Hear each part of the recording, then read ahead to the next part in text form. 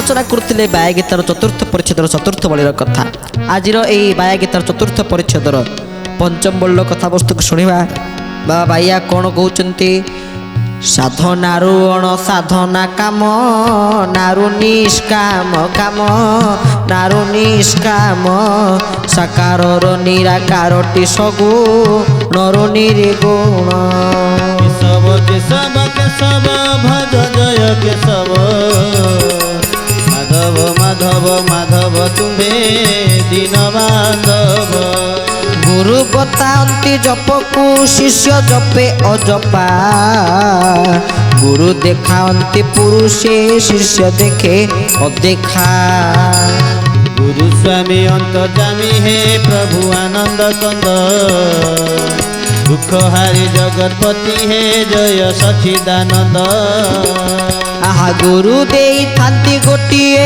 शिष्य करे कोटिए फल फल थाए अनेक मंदी सीना गोटे गुरु स्वामी अंतर्जामी हे प्रभु आनंद कंद दुख हारी जगतपति हे जय सच्चिदानंद बोले भक्त वत्सल भगवान के कहते बाबा साधनारू अण साधना काम नारू निष्काम साधनारू कौन सृष्टि हुए ना साधनारू अण साधना साधना तो साधना अण साधना अक्षर तो अक्षर अणाक्षर बाटुआ तो बाटुआ अण बाटुआ ओसारिया तो ओसारिया अण ओसारिया अण तेणु अण साधना अर्थ साधनार शीर्षस्तर में पहुँचा को अण साधना बोली कहुए कहले साधनारू अण साधना कामनारू निष्काम कामनारू ही निष्कामर भाव जागृत होता है तापरे कहले साकार निराकारटी सगुण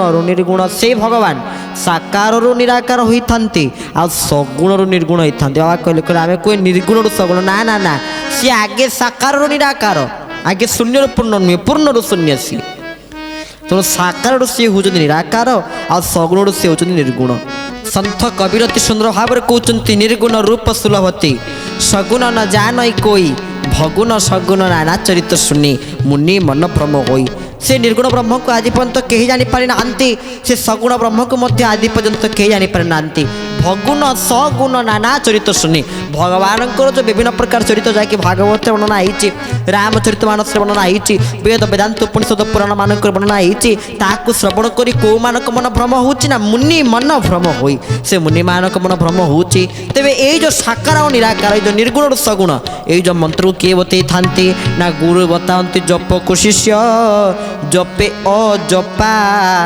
अजपा सूत्र ही ब्रह्म दर्शन हुए अजपा सूत्र अजपा कहले कौन देखिए जो शब्द पूर्व अशब्द बसे आमे भावे बुद्धि नेगेटिव शब्द किंतु ता नुहे ता हूँ पॉजिटिव शब्द अकर्मे वासुदेव प्रीति अजपा अदेखा ये सब कौन जो अशब्द आईगला मैंने जानव से ब्रह्म ही आसी बसीगले कारण अ कहले कौन अ कहले ब्रह्म तेणु ब्रह्म जपा अर्थ ब्रह्म को पाइबा जो जपर आवश्यकता रही हूँ अजपा से अजपा किए बताती जमी कहते गुरु आज्ञा खटियो चाट गुरु पढ़ेबे अपढ़ा पाठ अपढ़ा माने ब्रह्म को जानापी जो पढ़ा पढ़ेबे सी हूँ अपढ़ा सेमती एठी कहले अण साधना बा आपण शुणुले सुंदर कथा अजपा अर्थ ब्रह्म को जप करने ध्यान आने जो अजपा सूत्र ता समस्ते बतई पारे ना ता गुरु ही बतई पारे ता गुरु ही आमको चेते दे पारे आउ कहीं ता दे पारे ना सुंदर भाव कहले गुरु जमी आमको अजपा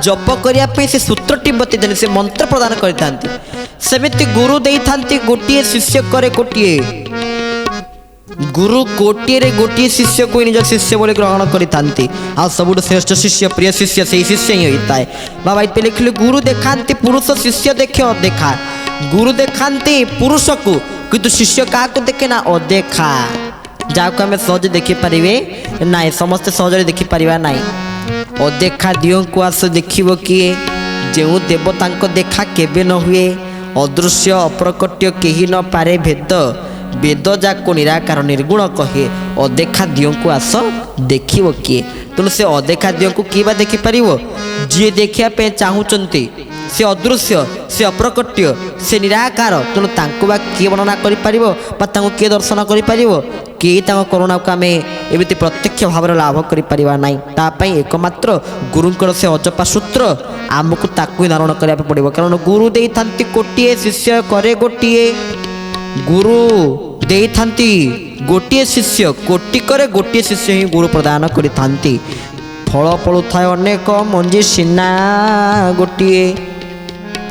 ଫଳ ଫଳୁଥାଏ ଅନେକ, ଆପଣ ଦେଖିବେ ଅନେକ ଫଳ ଫଳୁଥାଏ କିନ୍ତୁ ମଞ୍ଜି ହେଉଛି ଗୋଟିଏ। ନା ସେମିତି ଗୋଟିଏ ଶିଷ୍ୟ ଥାଇପାରନ୍ତି କିନ୍ତୁ ମଞ୍ଜି ହେଉଛି ଗୁରୁଙ୍କର ଗୋଟିଏ ଶିଷ୍ୟ। ସେ ସେଇ ଶିଷ୍ୟଟିକୁ ହିଁ ଆପଣାର କରିନିଅନ୍ତି ଆଉ ତାକୁ ହିଁ ସେ ନିଜର କରୁଥାଏ। ମନକୁ ସାଧନ କରିଲେ ଯିବୁ ସଂସାର ତରି, ଅଦେଖା ପୁରୁଷ ଦେଖିବୁ ଯେହୁ ପ୍ରାଣ ବିହାରୀ। ମନକୁ ସାଧନ କଲେ, ଏ ସାଧନା ସମସ୍ତେ କରିପାରିବେନି। ଅର୍ଥ ମୋ ମନ ବର୍ତ୍ତମାନ ଯାହା ଚାହୁଁଛି ମୁଁ ତାହା କରିବିନି, ଏ ସାଧନା ସମସ୍ତେ କରିପାରିବେନି। ସେଇ ସ୍ତରକୁ ଯିବା ପାଇଁ ପଡ଼ିବ, ତାହେଲେ ଆମ ଦ୍ୱାରା ଏ ସାଧନାଟା ହେଇପାରିବ। କହିଲେ ମନକୁ ସାଧନ କରିଲେ ଯିବୁ ସଂସାର ତରି।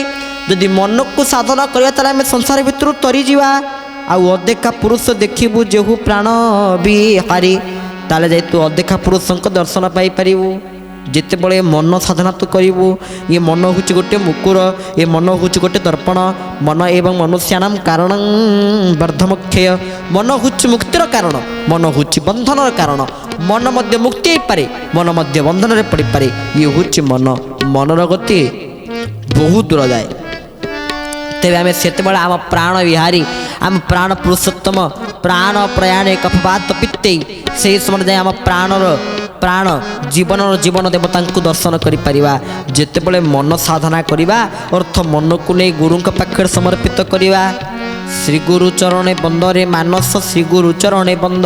କାହିଁକି ନା ଯାହା କୃପା ବଳେ ମର୍ତ୍ତ୍ୟ ମଣ୍ଡଳେ ଲଭିବୁ ପରମ ପଦ।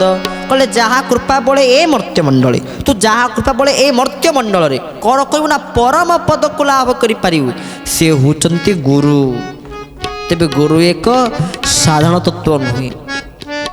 ବ୍ରହ୍ମ ଦର୍ଶନରେ ଅଛି ଯେଉଁ ଫଳ, କାହାର ଲାଭ ହେଇଥିଲେ ନା ଲାଭ ତୋର, ଲାଭ ତୋର, ଲାଭ ତୋର। ବ୍ରହ୍ମଙ୍କୁ ଦର୍ଶନ କର।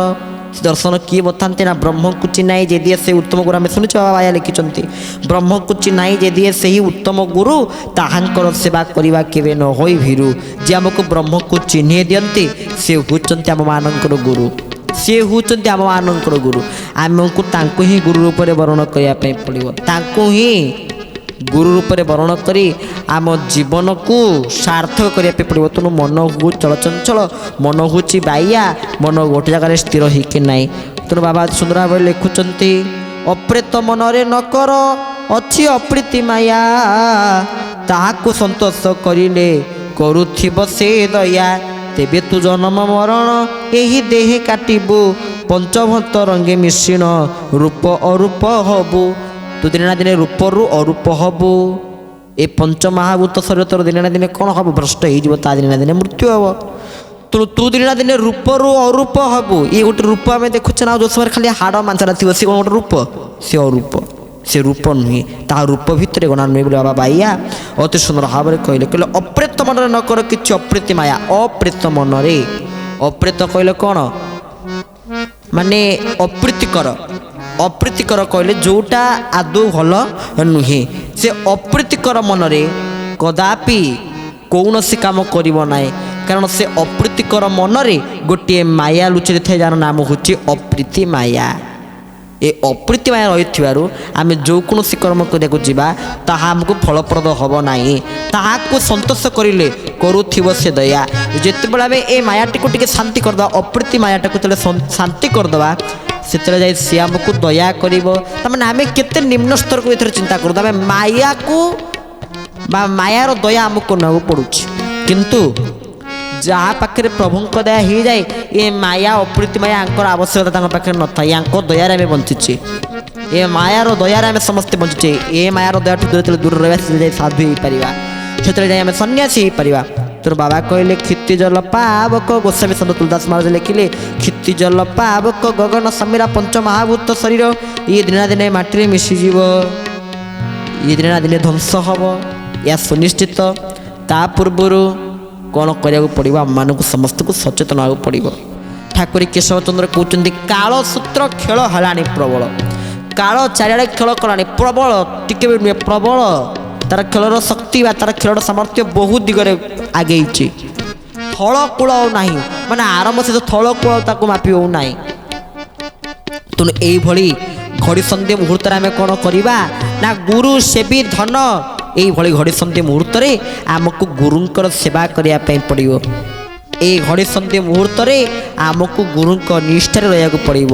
ତାହେଲେ ଯାଇ ଆମେ କାଳଠୁ ଜୟ କରିଦେବା। ସିଏ ପାଇଲେ ମହାକାଳ, କାଳକୁ ମଧ୍ୟ ଯାହାର ଡର ସିଏ ହେଉଛନ୍ତି ମହାକାଳ। ଯିଏ କାଳର କାଳ ସିଏ ହେଉଛନ୍ତି ମହାକାଳ। ତେଣୁ ସିଏ ହେଉଛନ୍ତି ଗୁରୁନାରାୟଣ। ତେବେ ସେଇ ଗୁରୁଙ୍କର ସୂତ୍ର ଦ୍ୱାରା ହିଁ ଜୀବ କ'ଣ କରିପାରିବ ନା ଭଗବାନଙ୍କୁ ଦର୍ଶନ କରିପାରିବ। ଏମିତି ଅନେକ ଭକ୍ତ ଗୁରୁଙ୍କୁ ମାଧ୍ୟମ କରି କେତେ କଥା ଶିଖି ଯାଇଛନ୍ତି। ଅର୍ଥ ଜଗତକୁ ଗୁରୁ ମନେ ଦେଖ, ଗୁରୁ ଜଗତକୁ ଗୁରୁମୟ ବୋଲି ଭାବ ଆଉ ନିଜକୁ ଶିଷ୍ୟ ଭାବି ଦିଅ, ତାହେଲେ ଯାଇ ଗୁରୁ ତତ୍ତ୍ୱକୁ ତୁମେ ଭଲ ଭାବରେ ଜାଣିପାରିବ। ଗୁରୁ ତତ୍ତ୍ୱ, ଗୁରୁ ଏକ ସାଧାରଣ କଥା ନୁହେଁ ଏବଂ ଗୁରୁ ଏକ ସାଧାରଣ ଶବ୍ଦ ନୁହେଁ। ଗୁରୁ ହେଉଛି ଏକ ମାନେ ପ୍ରମୁଖ ଶବ୍ଦ ଆଉ ତତ୍ତ୍ୱପୂର୍ଣ୍ଣ ତାତ୍ତ୍ୱିକ ଶବ୍ଦ, ଯାହା ହେଉଛି ଗୁରୁ। ଆଉ ଗୁରୁ ଯାହା କୃପା କରିଦିଅନ୍ତି, ସେ କୃପା ଯେତେବେଳେ ଆମ ଉପରେ ବର୍ଷା ହେଇଯାଏ, ସେତେବେଳେ ଯାଇ ଆମେ ଗୁରୁ ଗୋବିନ୍ଦଙ୍କ କରୁଣାକୁ ଲାଭ କରିପାରେ। ଗୁରୁ କୃପା, ଗୁରୁଙ୍କ କୃପା କ'ଣ? ଗୁରୁ କୃପା ହେବ କେତେବେଳେ? ସତେ ଦେଖିବି ଏ ଚର୍ମ ଡୋଳେ। କେତେବେଳେ ଗୁରୁଙ୍କର କୃପା ହେବ? କେତେବେଳେ ଚରମ ନେତ୍ରରେ ମୁଁ ଭଗବାନଙ୍କ ଦର୍ଶନ ପାଇବି, କେତେବେଳେ ଚରମ ନେତ୍ରରେ ମୁଁ ପ୍ରଭୁଙ୍କ ଦର୍ଶନ ପାଇବି। ଯେତେବେଳେ ଗୁରୁ କୃପା ହେବ ସେତେବେଳେ ଯାଇ ଆମେ ଭଗବାନଙ୍କ ଦର୍ଶନ ପାଇବା, ନଚେତ ଆମେ କଦାପି ଭଗବାନଙ୍କ ଦର୍ଶନ ପାଇପାରିବା ନାହିଁ। ତେଣୁ ଗୁରୁ କୃପା ହେଲେ ଯାଇ ପାଇବା। ଗୁରୁ କୃପା, ସିଏ ହେଉଛନ୍ତି ଗୁରୁ। କିଏ ସିଏ?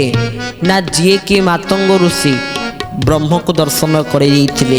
ଏଇଭଳି ଗୁରୁଙ୍କ ନିକଟକୁ ଯିବାକୁ ପଡ଼ିବ। ତେଣୁ ବାବା ଅତି ସୁନ୍ଦର ଭାବରେ କହିଲେ ଆମକୁ ସେ ଗୁରୁ ତତ୍ତ୍ୱକୁ ହିଁ ବୁଝିବାକୁ ପଡ଼ିବ ଆଉ ଗୁରୁଙ୍କର ଅନ୍ୱେଷଣ ରହିବାକୁ ପଡ଼ିବ। ଯେମିତି ମୋର ଗୁରୁଦେବ ବୈକୁଣ୍ଠ ବ୍ରହ୍ମଚାରୀ କଲିକତା ଗଲେ, ଗୁରୁ ଅନ୍ୱେଷଣ ରହିଲା। ଯେତେବେଳେ ମନକୁ ସ୍ଥିର କଲା ଭଳି ଗୁରୁ ନିରଞ୍ଜନ ବ୍ରହ୍ମଚାରୀଙ୍କ ନିକଟରେ ପହଞ୍ଚିଗଲେ, ସେ ଗୁରୁମନ୍ତ୍ର ଦେଲେ। ସେ ଗୁରୁମନ୍ତ୍ର ବଳରେ ସେ ବଳିୟାନ ହେଲେ, ଗୁରୁମନ୍ତ୍ର ବଳରେ ସେ ଗରିୟାନ ହେଲେ। ପରମ କାରୁଣିକ ଶ୍ରୀ ଶ୍ରୀ ଗୁରୁଦେବ ବାବା ବୈକୁଣ୍ଠନାଥ ବ୍ରହ୍ମଚାରୀ। ଭକ୍ତବନ୍ଧୁ, ଇଏ ଜୀବନ ଧନ୍ୟ କେମିତି ହେବ?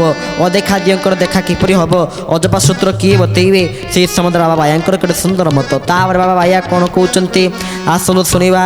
କହିଲେ ନର ନାରାୟଣ ସତ୍ୟରେ ତ୍ରେତା, ୟରେ ବା ନର ତ୍ରେତ, ୟରେ ବା ନର ଦ୍ୱାପରରେ ଗୋପୀ ବୋଲନ୍ତି ବଇ ସ୍ନବ କଳିର। গোবিন্দ গোবিন্দ গোবিন্দ ভজ রাধে গোবিন্দ, নন্দর নন্দন প্রভু হে ভজ পরমানন্দ। চারি যুগে সেই ধরিন চারি প্রকারে মূর্তি, চিন্তা অনুসারে দেন থান্তি ভক্তে ভকতে। গোবিন্দ গোবিন্দ গোবিন্দ ভজ রাধে গোবিন্দ, নন্দর নন্দন প্রভু হে ভজ পরমানন্দ। আহা ভক্তর হৃদে থাই কহন্তি কথা, মধুর স্বরে কথা, মধুর স্বরে ভক্ত ভগবান সমান হই শান্তিবে ভারে। গুরু স্বামী অন্তর্যামী হে প্রভু আনন্দ কন্দ, সুখহারি জগৎপতি হে জয় সচিদানন্দ। बोले भक्त बत्सल भगवान के बाबा अति सुंदर भाव कहते जे देवता मानक सार से सीना परम मूर्ति। अर्थ देवता मान सार होती किए? जगन्नाथ। से परम मूर्ति। तेणु जगन्नाथ थे प्रकृति पुरुषंकर परम मूर्ति। जगन्नाथ किए हो पारे? केही भी हो पारे नहीं। ଯଦି ଜଗନ୍ନାଥ ଏବେ ଅଛି ବହୁତ ଜାଗାରେ। ଆମେ ଯାଇଥିବୁ ରାମଚରିତ ମାନସ ପ୍ରଭୁ ଚନ୍ଦୁଆକୁ, ରାମ ସୀତାଙ୍କ ବାହାଘର ବେଳକୁ କେତେ ପିଲା ରାମ ହେଇକରି ଆସିଥିବେ। ଯେଉଁ ସମୟରେ ଭାଗବତ କଥାରେ କୃଷ୍ଣଙ୍କର ଜନ୍ମ ହେଉଥିବ, ସେହି ସମୟରେ ବାଳକମାନେ କୃଷ୍ଣ ହେଇକରି ମଧ୍ୟ ଆସନ୍ତି। କିନ୍ତୁ ଯେତେ ଜଗନ୍ନାଥଙ୍କ କଥା କରୁଛୁ କେଉଁଠି ଦେଖିନୁ ଜଗନ୍ନାଥ ବା ଗୋଟେ ପିଲା ମଧ୍ୟ କଳା ଯଦି ଜଗନ୍ନାଥ ହଉ ତାହେଲେ ହାତରେ କାଟିବାକୁ ପଡ଼ିବ, ଗୋଡ଼ କାଟିବାକୁ ପଡ଼ିବ। କେଉଁ ମା ବାପା ଚାହିଁବେ ମୋ ପୁଅର ହାତ ଗୋଡ଼ କାଟିକି ତାକୁ ନେଇ ଜଗନ୍ନାଥ କରି ଠିଆ କରେଇବି? ତେଣୁ ଜଗତରେ ଜଗନ୍ନାଥ କିଏ ହେଇପାରିବେନି। ତେଣୁ ସେ ଜଗନ୍ନାଥ କିଏ? ମନିରା ଚଳିଆ ଶାନ୍ତ ପକା ଖଣ୍ଡିଏ, মনিরা চলিয়া শান্ত পকা খন্ডিয়ে। କିଏ ପଥର କହେ କିଏ ଚିତ୍ତର କହେ, কিয়ে পথর কহে কিয়ে চিতর কহে, କଂସା ପିତଳ ଖଣ୍ଡେ କେ କାଠ ଖଣ୍ଡେ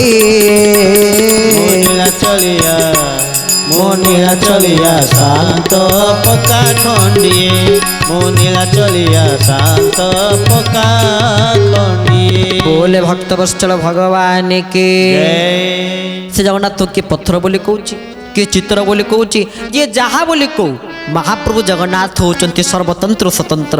ତାଙ୍କ ତତ୍ତ୍ୱକୁ ବୁଝିବା ଏତେ ସହଜ କଥା ନୁହେଁ। ଜଗନ୍ନାଥ ହେଉଛନ୍ତି ସର୍ବତନ୍ତ୍ର ସ୍ୱତନ୍ତ୍ର। ତେଣୁ ଜଗନ୍ନାଥ କିଏ? ସେ ହେଉଛନ୍ତି ପରମ ମୂର୍ତ୍ତି। ବାବା ଲେଖିଲେ ଦୟାନିଧି ଦେବେ ଦର୍ଶନ ତେବେ ହେବୁ ମୁକ୍ତି। ସେତେବେଳେ ମୁକ୍ତି ହେବ ଯେଉଁ ସମୟରେ ଦୀନବନ୍ଧୁଙ୍କ ଦର୍ଶନ ପାଇଯିବୁ, ଦୟାନିଧିଙ୍କ ଦର୍ଶନ ପାଇଯିବୁ। ଦୟାନିଧି କର ଦୟା ନ ଲାଗୁ ବିଷୟ ମାୟା, ତେବେ ସେ ଦୟାନିଧିଙ୍କ ଦୟା ହେବାକୁ ପଡ଼ିବ। ଯେତେବେଳେ ଦୟାନିଧିଙ୍କ ଦୟା ହେଇଯିବ ସେତେବେଳେ ବିଷମୟ ଆମଠୁ ଦୂରେଇଯିବ ବୋଲି ବାବା କହୁଛନ୍ତି। କହିଲେ ନର ନାରାୟଣ ସତ୍ୟ ତ୍ରେତୟାରେ ବାନର, ନର ନାରାୟଣ ସତ୍ୟରେ ତ୍ରେତୟାରେ ବାନର, ଦ୍ୱାପରରେ ଗୋପୀ ବୋଲନ୍ତି ବୈଷ୍ଣବ କଳିର। କହିଲେ ନର ହେଲେ ସତ୍ୟରେ, ତ୍ରେତାରେ ହେଉଛନ୍ତି ବାନର, ଦ୍ୱାପରରେ ହେଉଛନ୍ତି ଗୋପୀ, ଆଉ କଳିଯୁଗରେ ହେଉଛନ୍ତି ବୈଷ୍ଣବ। ସତ୍ୟରେ କେଉଁ ସ୍ୱରୂପ ନା ନର ସ୍ୱରୂପରେ, ତାପରେ ତ୍ରେତୟାରେ ନା ବାନରଙ୍କ ସ୍ୱରୂପରେ ପ୍ରଭୁଙ୍କର ବିରାଟ ସେନା ହେଉଛି ବାନର ସେନା। ଦ୍ୱାପରରେ ହେଉଛନ୍ତି କିଏ ନା ଦ୍ୱାପର ହେଉଛନ୍ତି ଗୋପୀ। ଏଇଥିପାଇଁ ଗୋପିକା ଗୀତ ଜୟତି ତେଦିକମ୍ ଜନମନାଂ ବ୍ରଜ ସୟତ ଇନ୍ଦିରା ସଦତ୍ର ହି ଦୈତ ଦୃଶ୍ୟତାಂ ବିକ୍ଷୁତାବକାମ୍ ତୈଦୃଶା ସବସ୍ତାଂ ବିଚ୍ଛିନ୍ନତେ। ଏଇଥିପାଇଁ ଗୋପୀମାନଙ୍କ ପାଇଁ ଏକ ସ୍ୱତନ୍ତ୍ର ଗୀତ ଯାହାର ନାମ ହେଉଛନ୍ତି ଗୋପିକା ଗୀତ। ତତ୍ପରେ ଆସିଲେ କିଏ ନା କଳିଯୁଗରେ। କଳିଯୁଗରେ କିଏ ଅଛନ୍ତି ନା ବୈଷ୍ଣବ। ବୈଷ୍ଣବ ଜନତ ତେନେ କହିଏ ଯେ पीड़ पराए जान रे पर दुख उपकार करे कोई मान अभिमान मान रे। वैष्णव जनत तेन कहिए जे वैष्णव समदरसी निष्ठा पर तप कषण सह्य हिर चित्त संकल्प अप्रमादी गभीर चित्तशुद्ध बुद्धि अल्प भजन्य मन स्थिर मृदु पसन गतिस्वर सत्यादि एकविंश गुण ये हूँ वैष्णव लक्षण, ये हूँ भक्त लक्षण।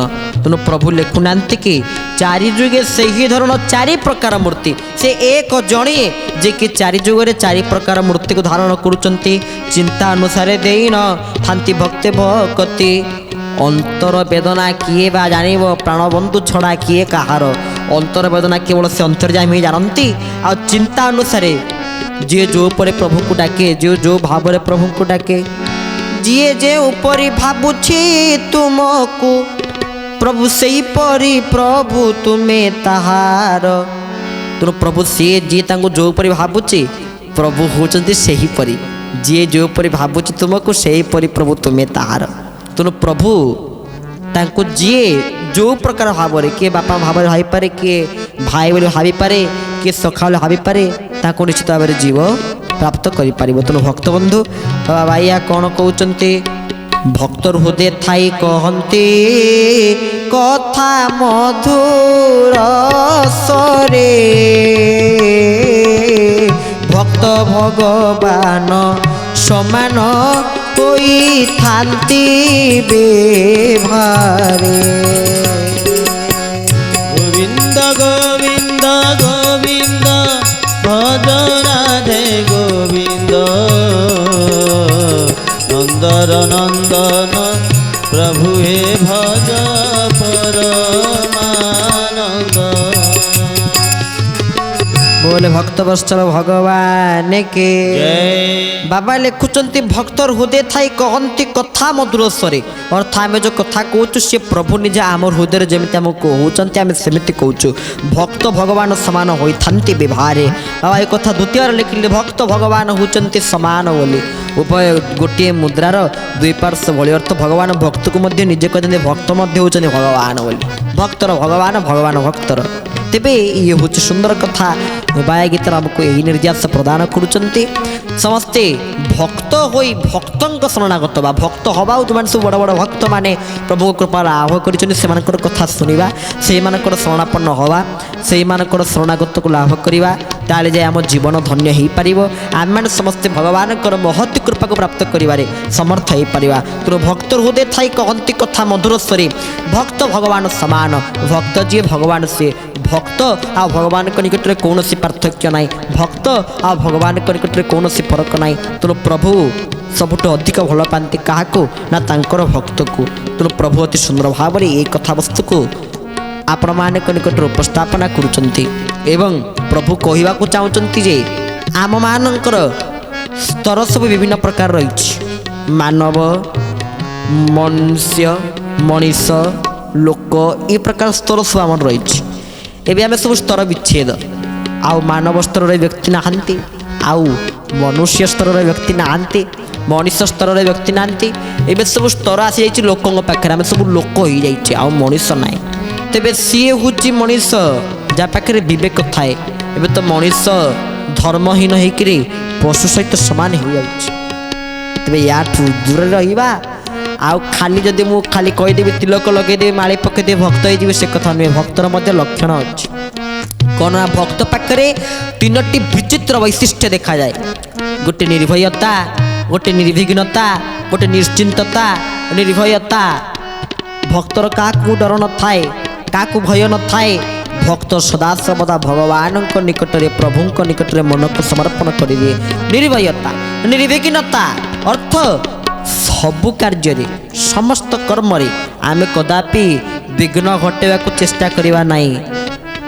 ଭକ୍ତ କୌଣସି କାମରେ ବିଘ୍ନ ଘଟାଇବାକୁ ଚେଷ୍ଟା କରନ୍ତି ନାହିଁ। ଆଉ ନିଶ୍ଚିନ୍ତତା ଅର୍ଥ ଯେଉଁମାନେ ନିଶ୍ଚିତ ଯେ ଅର୍ଥ ଯେଉଁମାନେ ଭଗବାନଙ୍କ ଉପରେ ପୂର୍ଣ୍ଣ ବିଶ୍ୱାସ, ଆତ୍ମସମର୍ପଣ ପଳେଇ ଆସିଛି, ସେମାନେ ମଧ୍ୟ ଏକ ଭକ୍ତରେ ଗଣା। ଭକ୍ତବନ୍ଧୁ, ଇଏ ହେଉଛନ୍ତି ବାୟା ଗୀତାର 4ଥ ପରିଚ୍ଛେଦର 5ମ ମୂଳର କଥାବସ୍ତୁ। ଆଜି ତ ସମୟ ହେଇଯାଇଛି। ଆଜିର କଥାବସ୍ତୁକୁ ଏଇଠି ବିଶ୍ରାମ ଦେଉଛି। ପରିଶେଷରେ ଭଗବାନଙ୍କର ଦୁଇବାର ନାମ ସଂକୀର୍ତ୍ତନ, କଥାବସ୍ତୁକୁ ବିଶ୍ରାମ। ଜୟ ରାଧେ ଶ୍ରୀ ରାଧେ, ରାଧେ ରାଧେ ପ୍ରିୟା ପ୍ରିୟା, जय राधे श्री राधे, राधे राधे पिया पिया। रे श्यामा श्री श्यामा, श्यामा श्यामा प्रिया प्रिया। जय श्यामा श्री श्यामा, श्यामा श्यामा पिया पिया। बोले भक्तवत्सल भगवान की। जय